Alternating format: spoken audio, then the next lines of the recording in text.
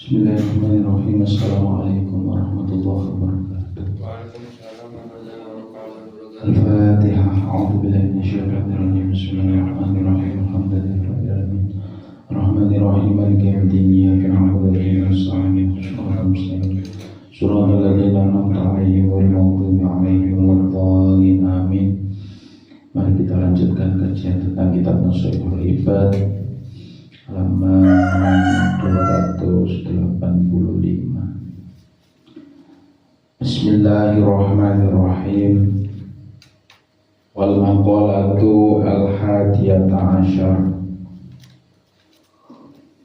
Lan utawi pengendikan kang kaping 11. An ba'dil hukamai iku diceritakake saking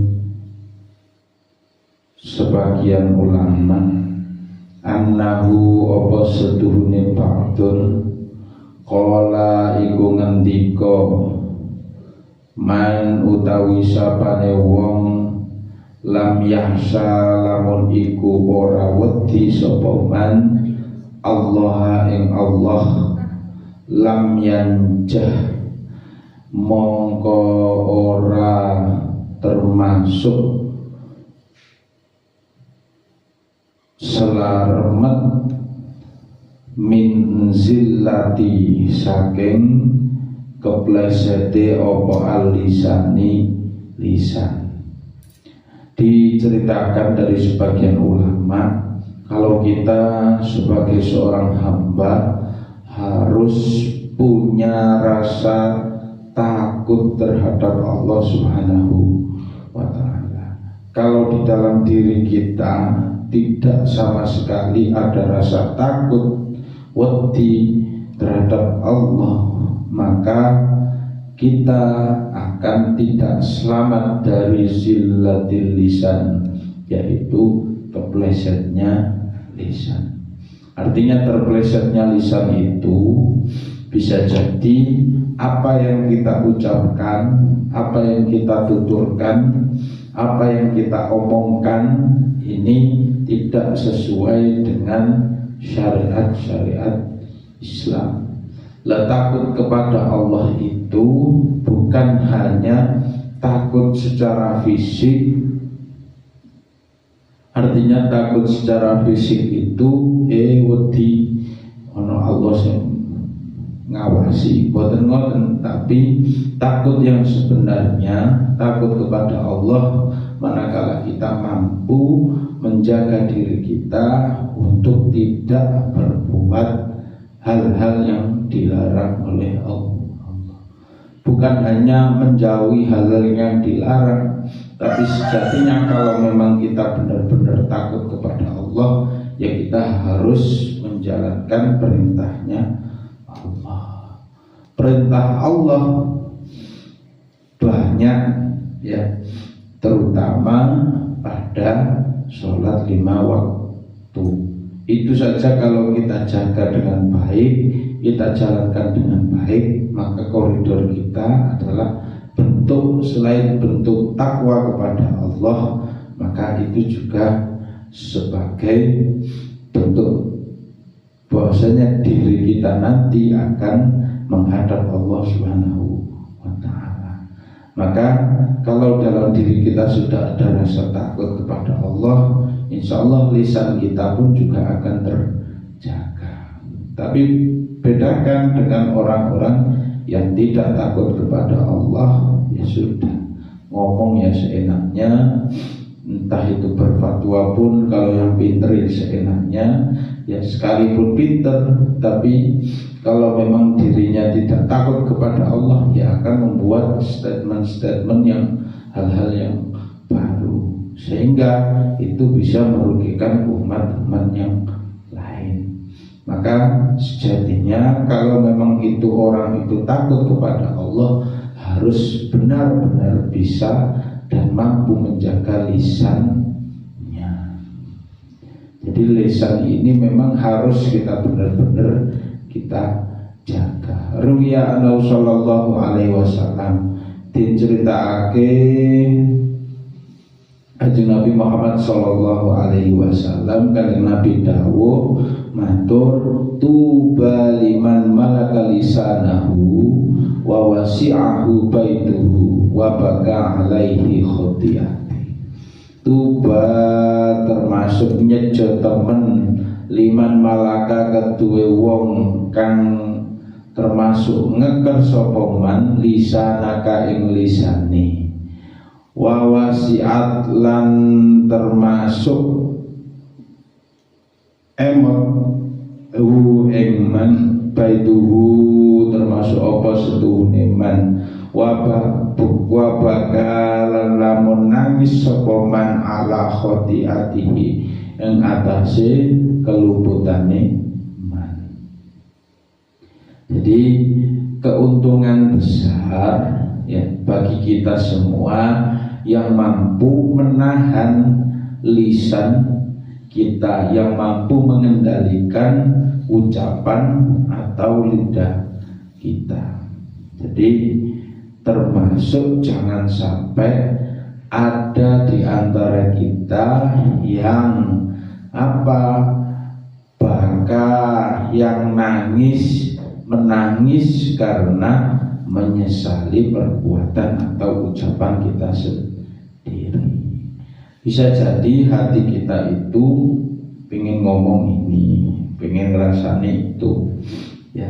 Cuma kalau belum sampai terucap dalam lisan, bisa kita rem, maka orang lain tidak akan tahu. Tapi kalau sudah ngeplong, ya, biasanya orang ngomong itu kan tidak ada remnya ya. Nah, bisa jadi itu yang membuat kita nanti menangis, menyesali perbuatan atas lisan kita sendiri. Maka lisan kita ini harus benar-benar dijaga ya. Jangan sampai satu ucapan, dua ucapan menyinggung perasaan orang lain. Itu harus benar-benar dijaga.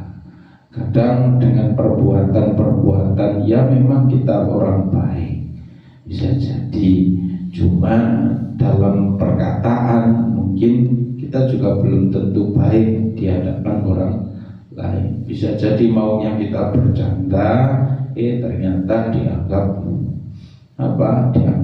beneran. Maunya kita guyon, ternyata dikira no. Lah, maka dari itu kita harus hifdzul lisan, benar-benar menjaga perkataan kita, lisan kita. Kalau memang tidak mampu untuk berucap yang baik, ya menengahi. Tapi ojo meneng tok, maksudnya keplawong meneng ya enggak. Artinya harus dijaga itu, menjaga dari omongan-omongan kotor. Maka di sini orang yang selamat nanti adalah orang yang mampu menjaga atau mengendalikan lisannya, dan dia nanti di akhirat tidak akan menangis karena menyesali apa yang telah diucapkan. Kalau kita lihat perselisihan antara orang lain ya, ini ya timbul karena lisannya ya. Kalau ngomong ya, mungkin rasani, mungkin menggunjing dan sebagainya, itu menimbulkan hal-hal yang negatif dalam diri kita sendiri. Rawahu Tabrani wa malam yahsya qudumahu ala Allah wa man lan utawi sapane wong lam yahsya lan lamun iku ora wedi qudumahu ing tekane man alallahi ing atase Allah, ai tegese malam yahsya malam man utawi sapane wong lam yahsya lan lamun iku ora wedi sapa man liqa Allah ing ketemu Allah bil mauti kelawan maut, lam yanjah mongko ora selamat apa kalbu atine man minal harami saking perkara kang haram wasyubhati lan perkara kang syubhat. Ini masih tentang takut terhadap Allah Subhanahu wa ta'ala. Diriwayatkan di hadis lain dikatakan bahwasanya orang yang takut ya, dirinya ini bakal mati, dan setelah mati nanti bakal bertemu dengan Allah. Maka sejatinya kalau di dalam diri kita itu merasa takut, wedi nonggone pangeran, ya harus ada apa? Harus ada rasa bahwasanya nanti kita akan bertemu, berhadapan dengan Allah untuk mempertanggungjawabkan hidup kita yang sebentar ini di dunia. Kalau orang sudah merasa bahwasanya ya Allah nanti saya di akhirat bertemu panjenengan, mengakui perbuatan kesalahan ditimbang amal perbuatannya, nah maka kita akan selamat, karena selalu ngati-ngati, selalu termasuk apa dalam diri kita, jangan sampai kalau nanti kita meninggal dan bertemu dengan Allah, kita tergolong orang-orang yang tidak selamat.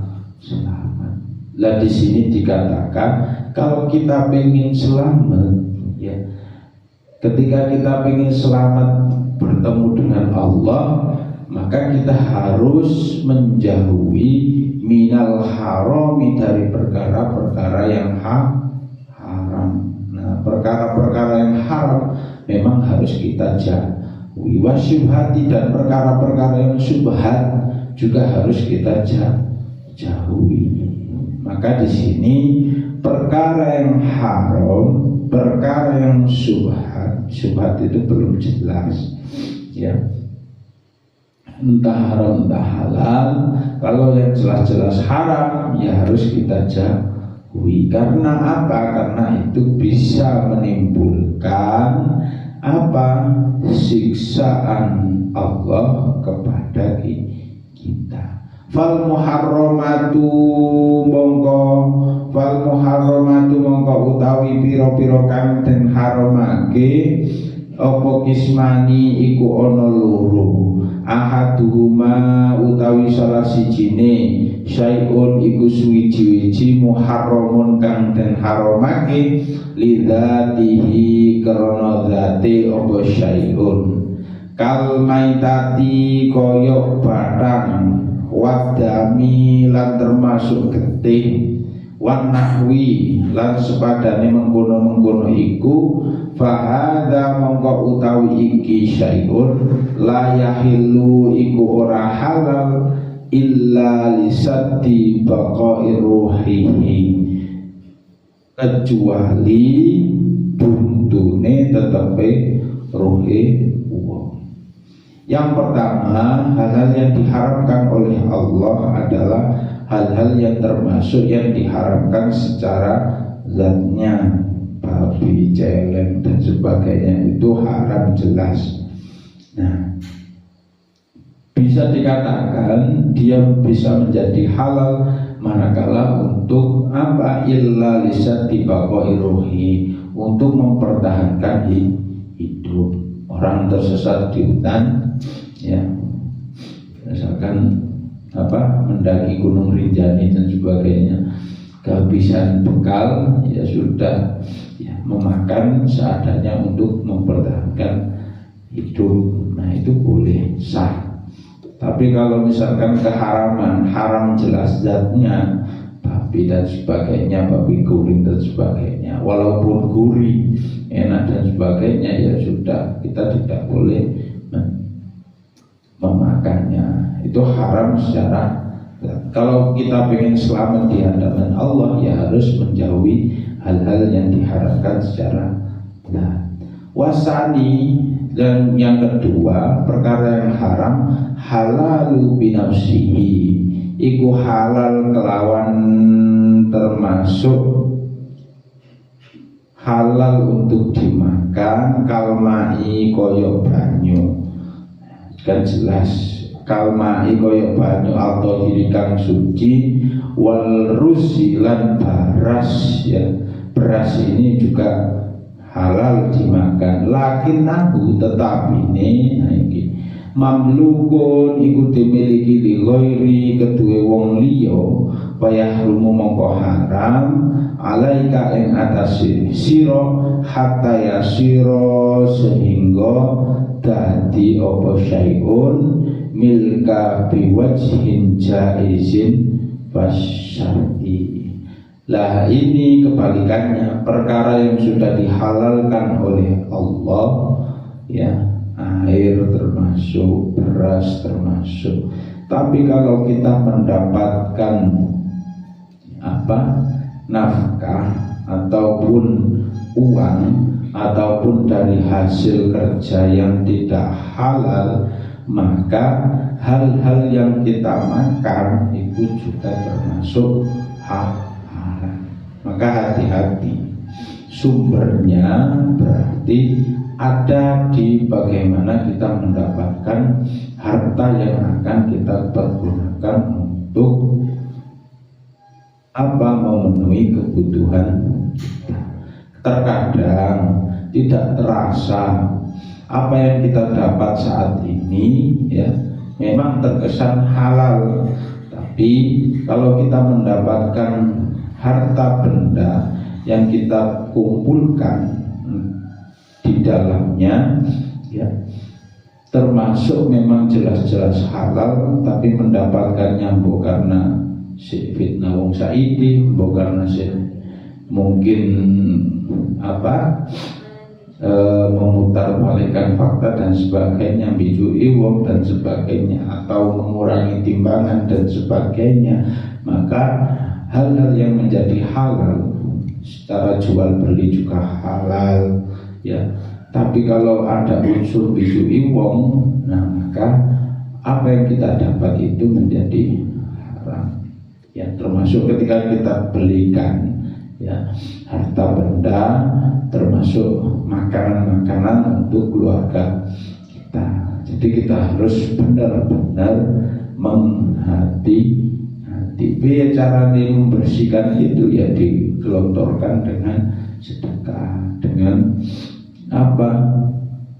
digelontorkan lagi dengan membantu orang lain yang lebih membutuhkan. Untuk membersihkan membersihkan harta benda yang kita miliki. Nah tadi kalau orang pengen selamat menghadap Allah, selamat di hadapan Allah, memang harus menjauhi perkara-perkara yang haram. Lah yang kedua, kalau orang pengen selamat ketika menghadap di hadapan Allah, harus menjauhi asyubhatu, perkara-perkara yang syubhat. Nah syubhat ini ada 3 tingkatan. Yang pertama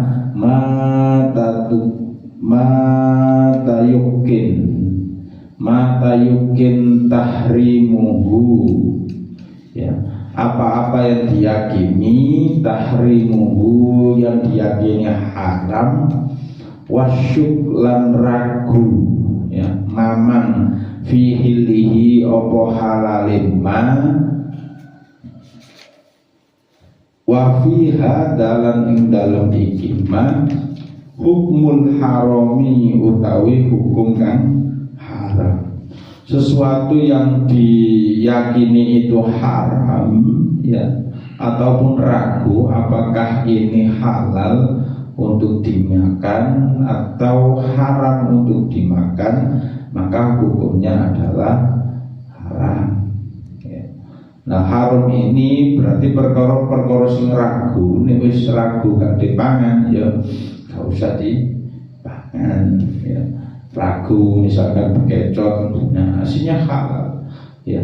Tapi kalau memang kita ragu ya, jijik dan sebagainya ya, dengan lendirnya dan sebagainya, kita kok ragu atas itu, maka menjadi syubhat ya. Pokoknya sesuatu yang memiliki keraguan ya jangan sampai kita makan. Misalkan lagi apa itu yang di biasanya kepiting, nah, bisa hidup di darat dan di laut. Nah, lama banget. Ada yang mengatakan ini halal, ada yang mengatakan ini haram. Ya, ini aku halal lain. Nah, seperti itu.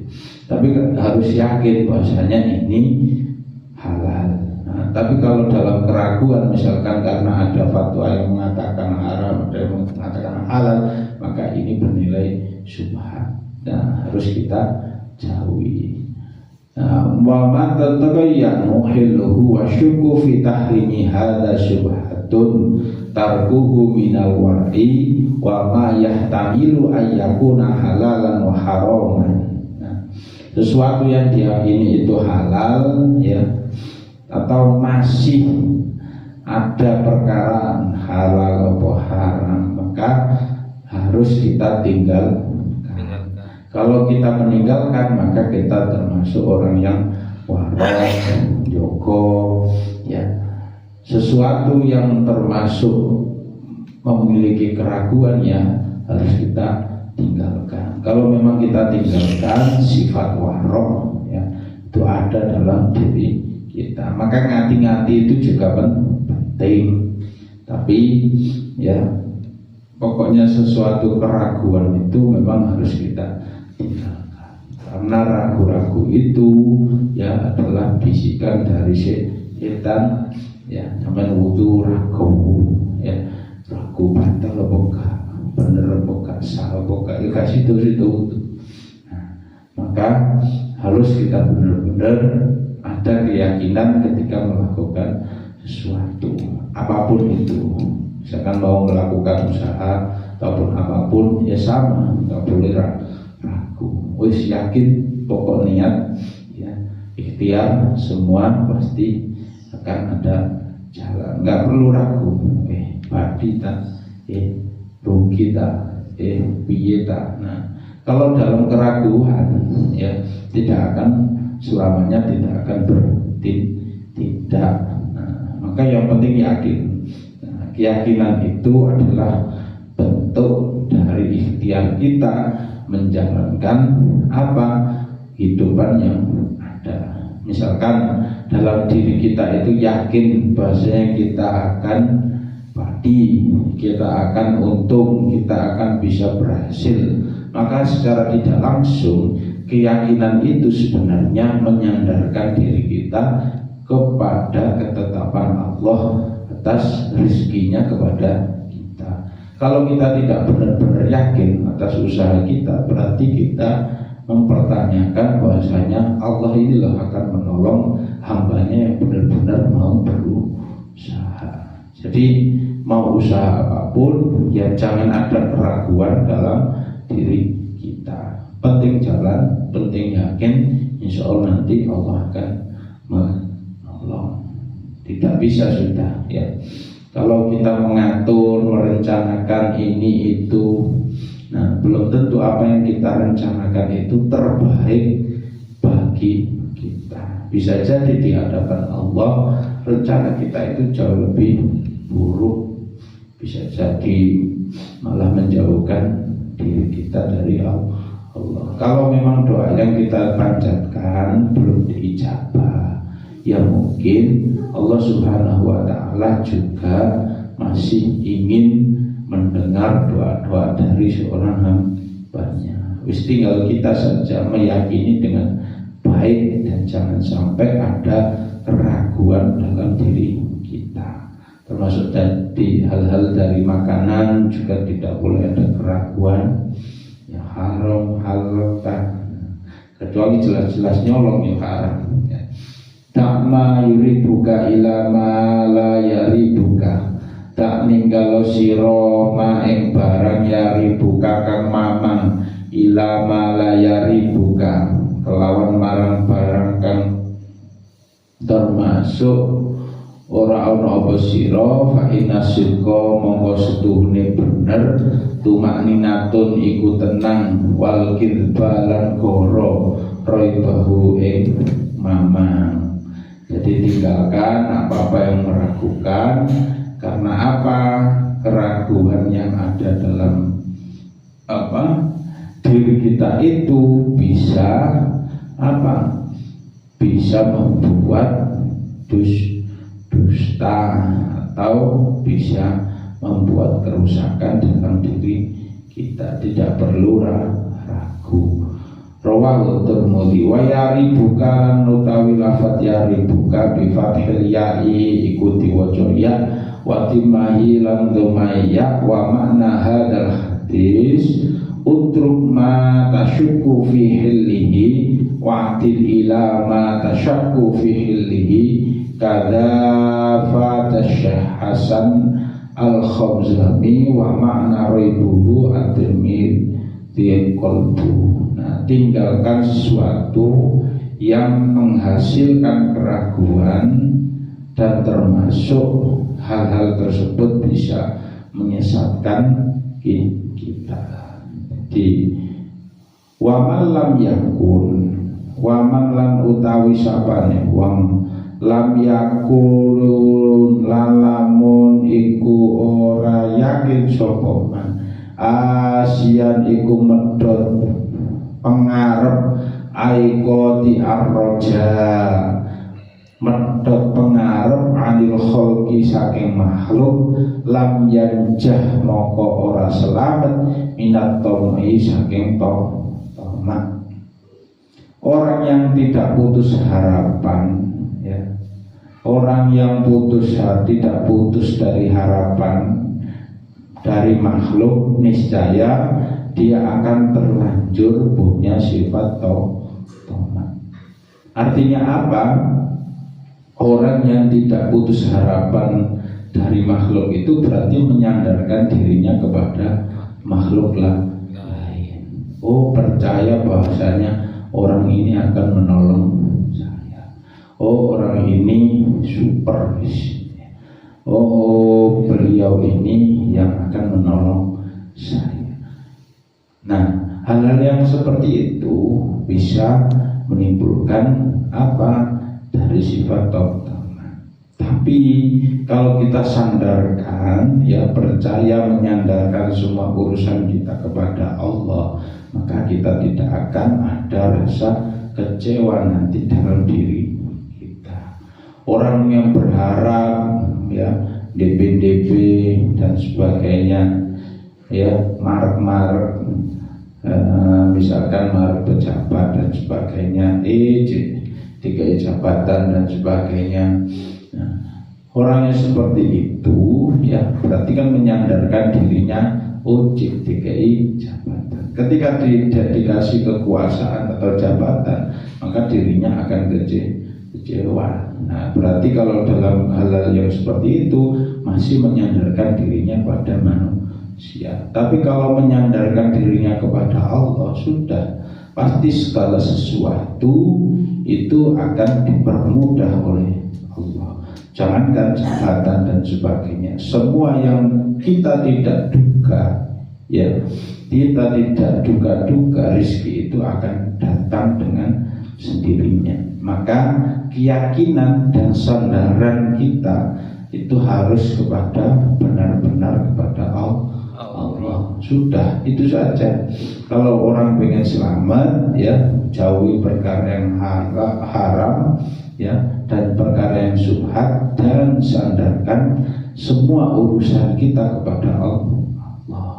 Nah, wasilahnya ya kita bertanya kepada orang alim, bertanya kepada orang pintar, ya minta untuk diberi pembelajaran dan sebagainya di ilmu iki itu ya gak apa-apa, cuma tetap penghambaan kita harus tetap kepada Allah Subhanahu wa Ta'ala, karena itulah yang akan menyelamatkan kita semua.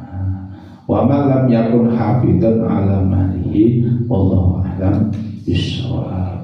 Rabbana anfa'na bima 'allamtana rabbi 'allimna alladhi yanfa'una rabbi faqihna wa faqihna wa qarabati lana bidina Rabbana anfa'na bima 'allamtana rabbi 'allimna alladhi yanfa'una Rabbi fakirna wa fakirna wa qarabati lana fi dinina wa kafaratul majlis subhanakallahumma wa bihamdika asyhadu an la ilaha illa anta astaghfiruka wa atubu ilaik. Syukran. Assalamualaikum warahmatullahi wabarakatuh. Allahumma shalli ala sayyidina Muhammad.